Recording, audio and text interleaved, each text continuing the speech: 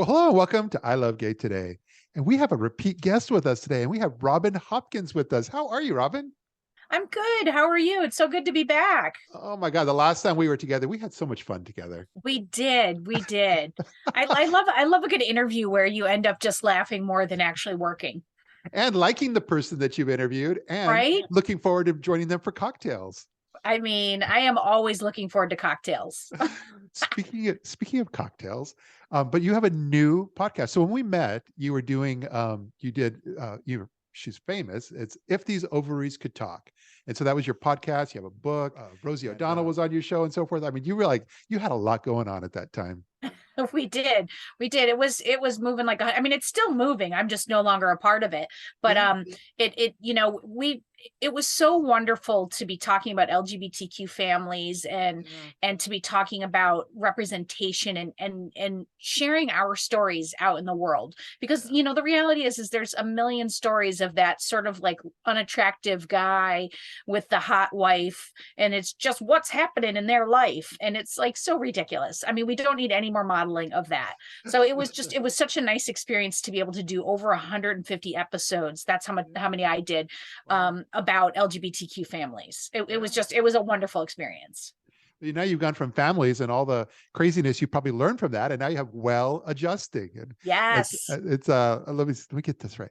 It's like therapy meets margaritas. Exactly. I like to say it's like I'm getting into your business and we're at a bar and we're talking, and it's just a matter of time before I'm going to ask you, like what happened with your mother. Like it's just a matter of time.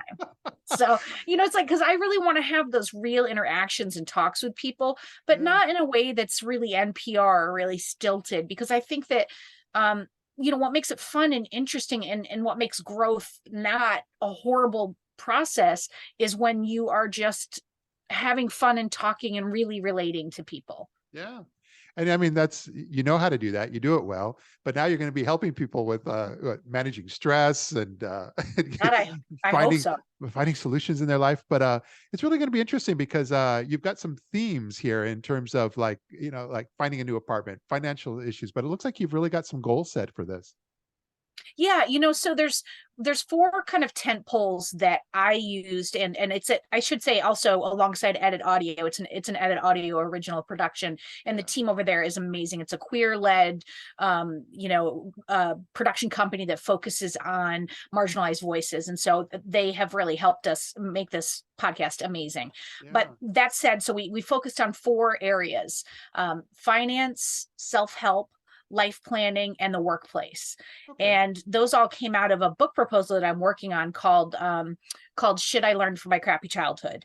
And it's, so it's like I've been around in my day jobs, and all the young people would just end up on the couch in my desk area asking all these questions about their life, and these four areas just kind of bubbled up as what people are constantly talking about. Everything from, how do I get that promotion, what if I don't want to be promoted, to like which insurance carrier should I choose, to much deeper things like I'm 50 and my finances are a hot mess, but I make enough money. Like, what's the problem here?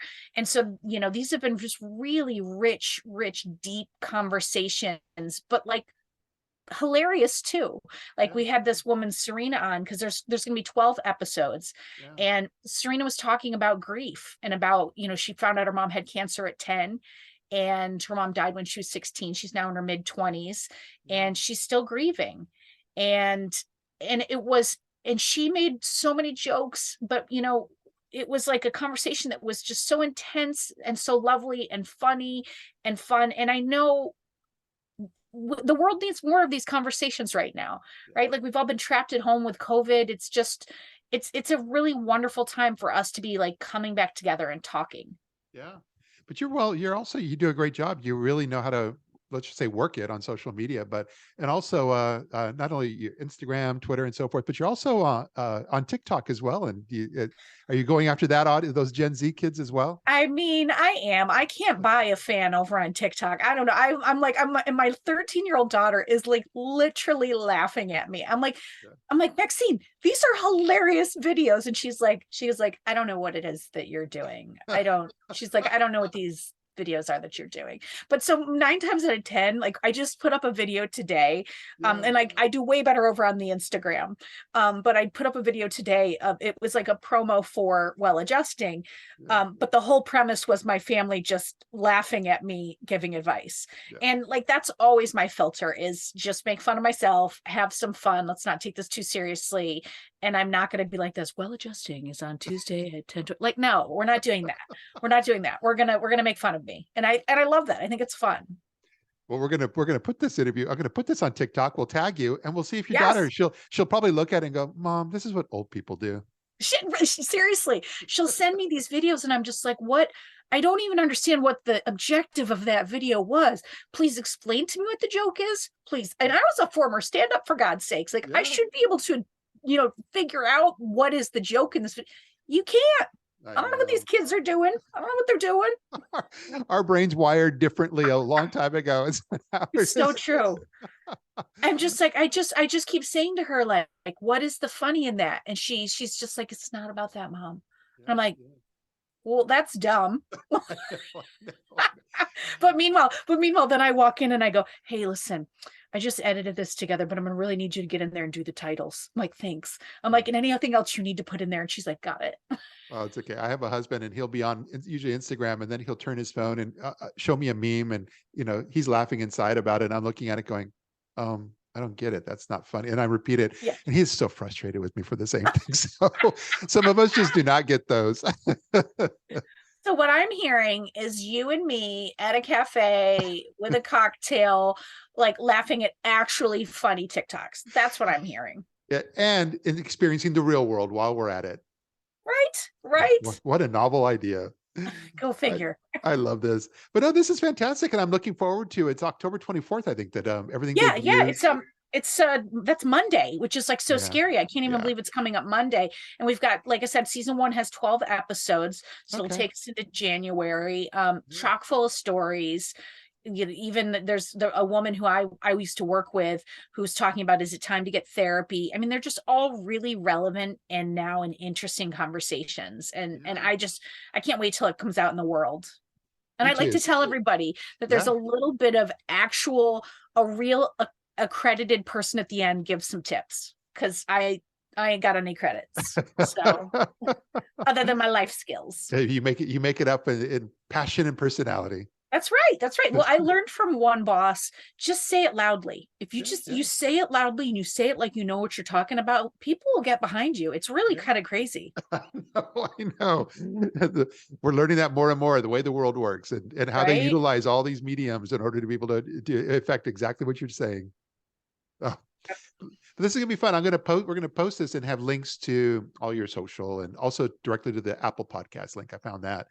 And but mostly I'm just glad you were able to take a few moments of your time and share some of this story with our audience here. Oh my God, me too. And I do have to say, like, if Well Adjusting isn't quite right, I'm also starting another podcast that I'm hosting for Headspace, the meditation app, and that comes out on November 1st. And that's like me with a rotating cast of meditation teachers answering listener questions, and that's called Dear Headspace. So basically, what I like to tell people is that I'm everywhere all the time. Even though no one asked me to be there, that is what I'm doing. That is my motto. I just like, oh, you don't like that podcast? I got another podcast for you. You just invited yourself to the party. I sure did. Well, I look forward to connecting with you also in the real world, and we will have that cocktail together soon. Absolutely. Thank you so much for having me. I love what you're out here doing, and and for highlighting and all the representation. Like, it's such important work. Well, thank you so much. And it's mutual, and I love what you do. And like I said, look forward to seeing where all this goes. Yes. All right. More to come. Get some problems to come be on Well Adjusting. Get some problems. Take care now.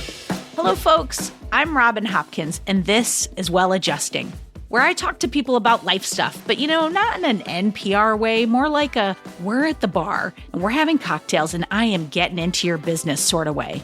Oh, we love a cocktail. Oh, and producer Steph is here too. Oh yeah, hi, that's me. Well Adjusting is available on Spotify, Apple Podcasts, or wherever you're listening these days.